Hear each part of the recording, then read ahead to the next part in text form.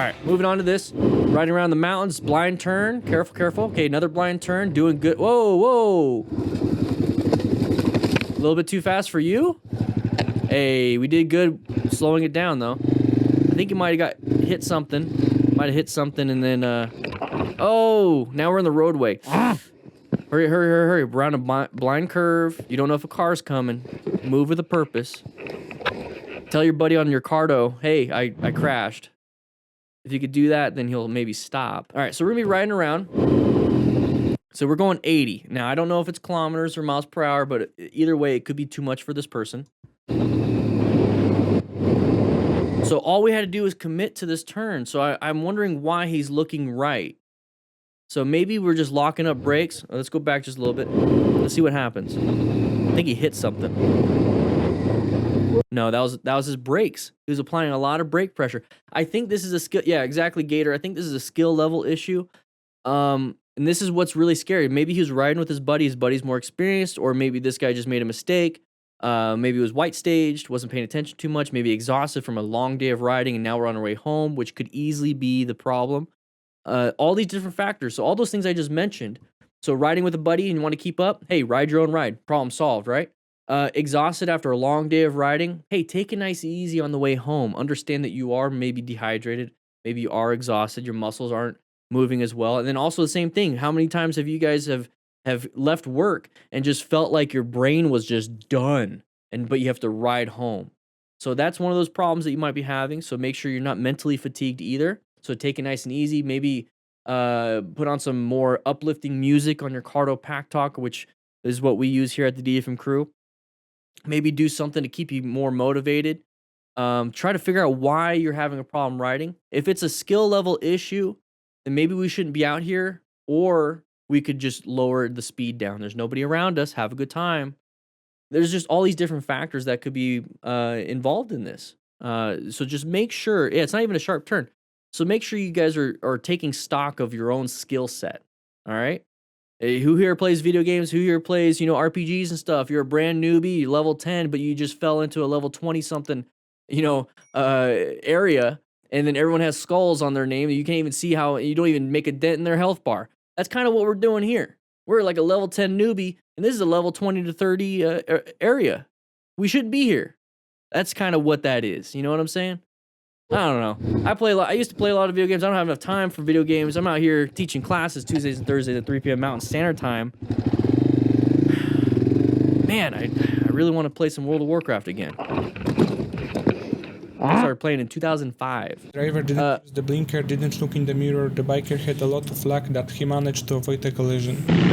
Oh, that's exactly. Whoa, whoa! Good job on the swerve, even with a passenger. Hey, this was pretty good. There's a few things that I would do differently. Yeah, watch out. You got your own turn coming up. All right. So here's some things that I'd be doing a little bit different.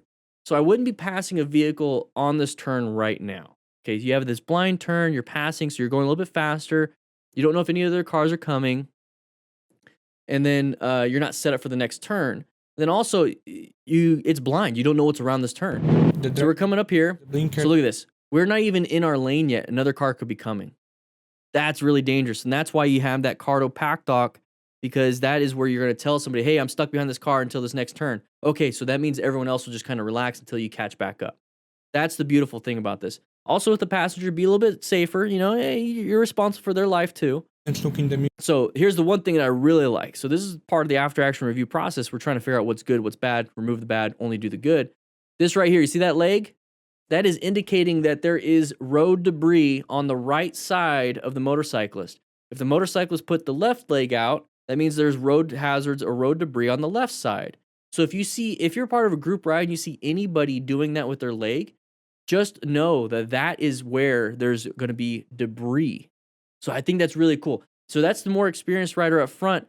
Maybe the people in the back are just as experienced, but maybe they're not as experienced. But it's really cool to see that a rider's doing that. He's not putting his leg out because he wants to, do supermoto stuff. No, that is because there's debris out there. So it's really cool.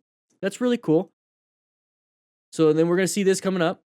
The biker had a lot of... Now, this is why I don't want you guys rushing around corners, because we saw earlier the guy with the cart. Now we're seeing road hazards and road debris right there. Got to be careful with that. Got to be careful with that. So thankfully, they just did a quick adaptation. Boom, got out of the way. Flag that he managed. Went around all that debris. But imagine hitting that going as fast as you can. You're super low, right? You're super low on your motorcycle. You're like, yeah, buddy. You're going. And you barely have any tread on your tires touching the ground because you have such low and your body angle, everything's leaning, and it hits one of those rocks. You're screwed. So this is why I say ride from point A to point B as safe as possible, because this is a factor. High speed is a factor. Bad tires is a factor. Bad inputs into the handlebars is a factor. The road surface hazards are a factor. So let's remove a lot of those issues, because if we can't control that, we can control our body positioning, our speed, we can control our ego. That we can't control. So this next part, everybody wants to pass everybody. Now, this person right here did a great job with a swerve, and that passenger didn't mess up the swerve at all. So planning a ride, locate a hazard. This isn't an adaptation to that hazard. It's a threat now. We have to navigate that threat. This is a red stage maneuver. Red stage. So when was the last time you guys practiced your red stage maneuvers? We have training on motorcycle training concepts for the swerve and emergency braking. You might want to check it out. But right here, look at this.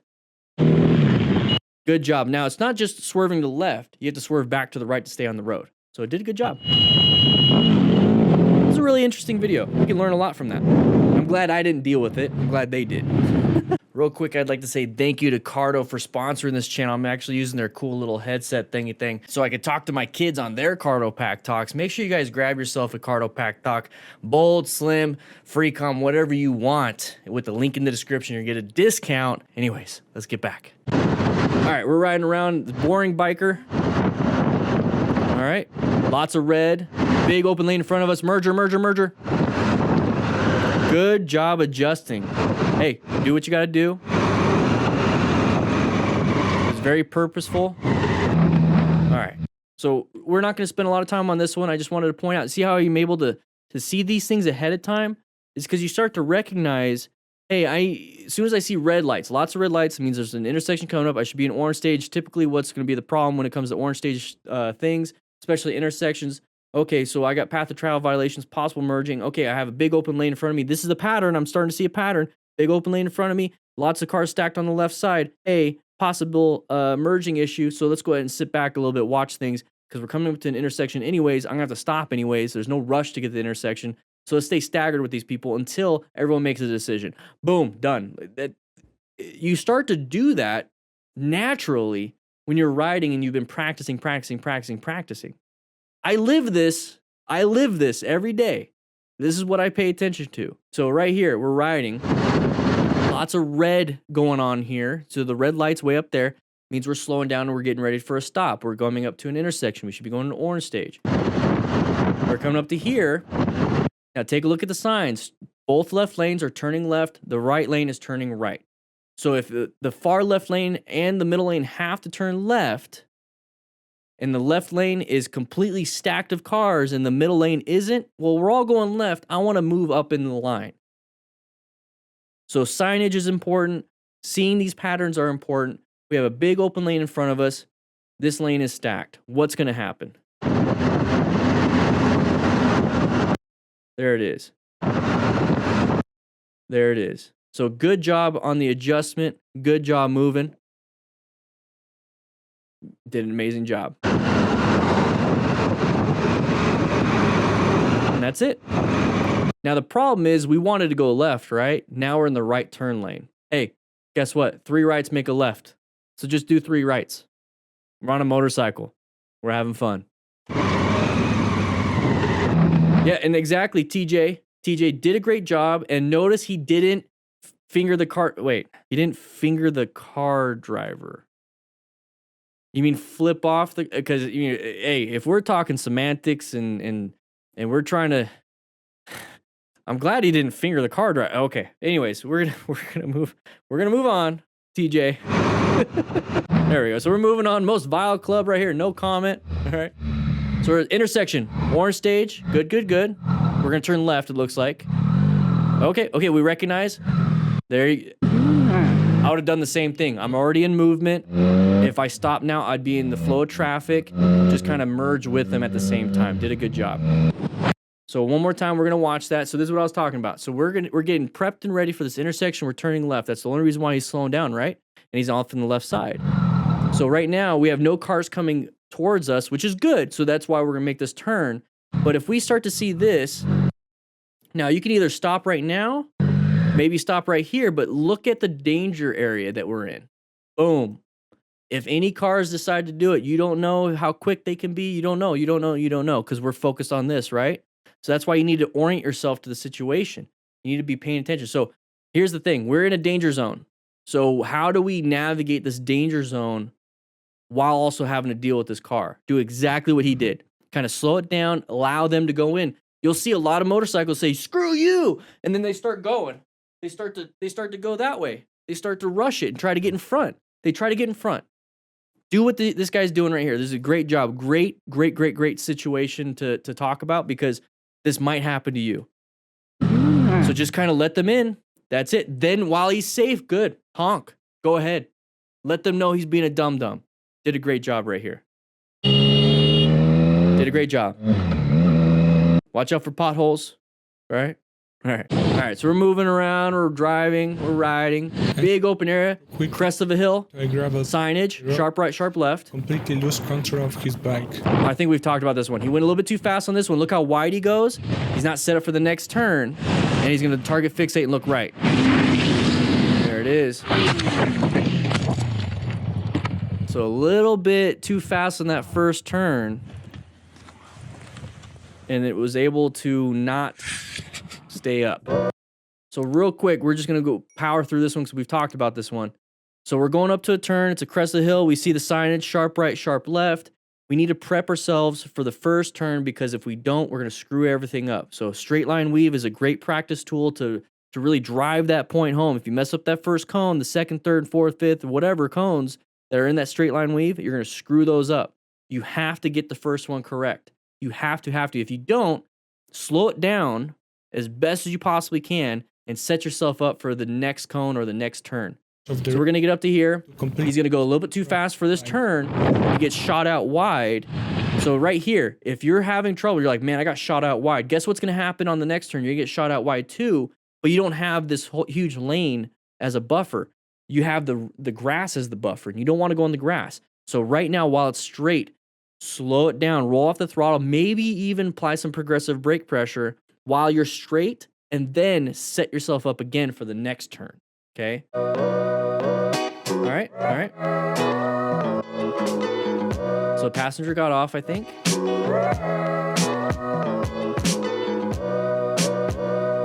Okay. All right. It was the first day that this biker was not wearing full gear. He realized very quickly how important it was after this accident. Oh no. Left turner? How do you rescue another rider?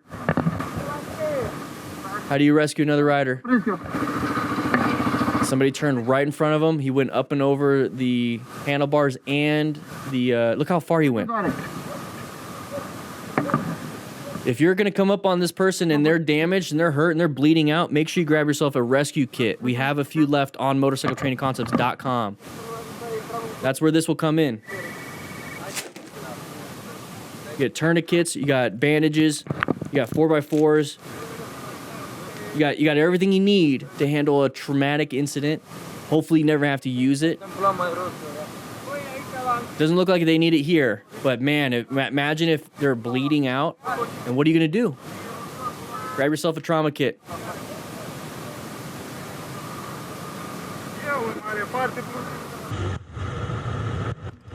All right, let's just talk real quick. So we're going to rescue. Now take a look at the mechanism. This is what we're going to talk about real briefly, the mechanism. Look how far he is, okay? So there's some impacts and tumbling, okay? It looks like this vehicle was turning to go across this, so maybe an illegal turn. So the motorcycles definitely wasn't at fault. So we talk about people at fault versus responsibility and your safety. It doesn't matter. This person's at fault, but you could probably have an amputated leg. It doesn't matter who's at fault. So that's why I always like to pay attention to be situationally aware. But that's not what we're talking about here. We're talking about mechanism. So we're going to get up to him, and then we're going to go ahead and check the bike. So this is what I want to be different.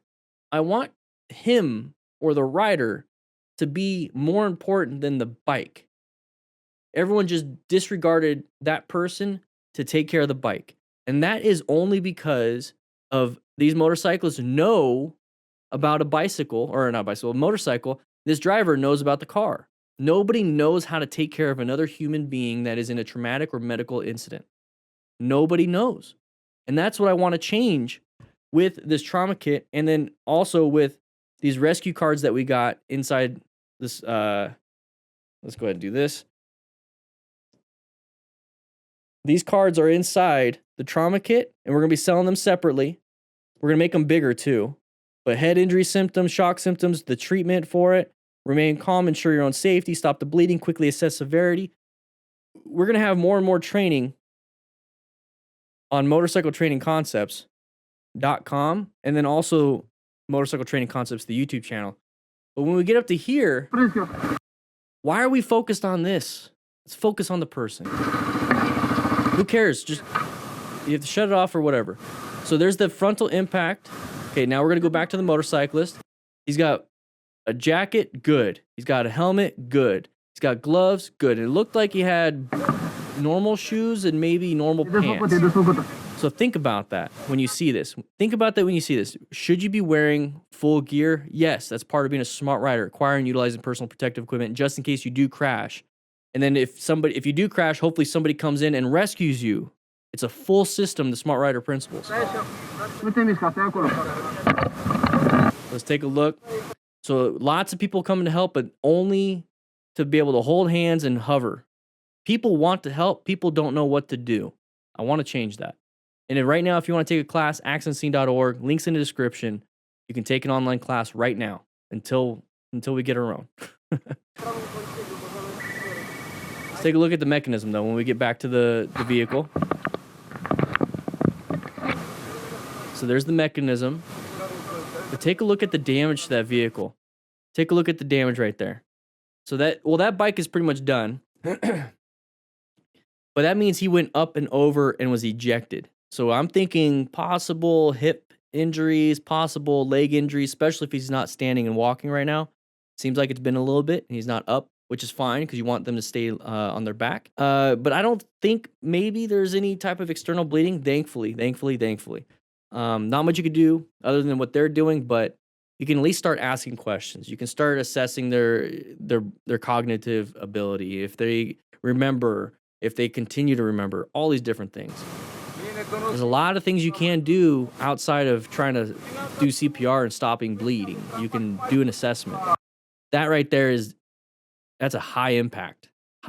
So maybe the guy wasn't trying to cross the train tracks, possibly just switching lanes, and then they impacted, and that's just kind of where they ended up. Who knows? We just watched a ton of close calls and crashes now. If this is something you like, please show it to me by clicking that like button and commenting down below. Now, here's the thing. You have to submit your own videos in order for this to happen. So if you want to, there's a link in the description for that.